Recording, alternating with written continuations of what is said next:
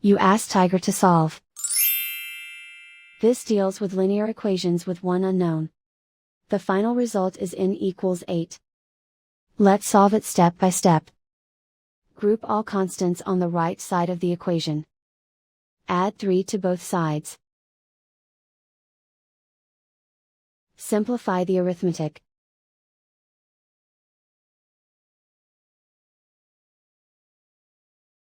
Isolate the n. Divide both sides by 2.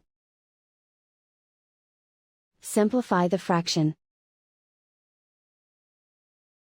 Find the greatest common factor of the numerator and denominator.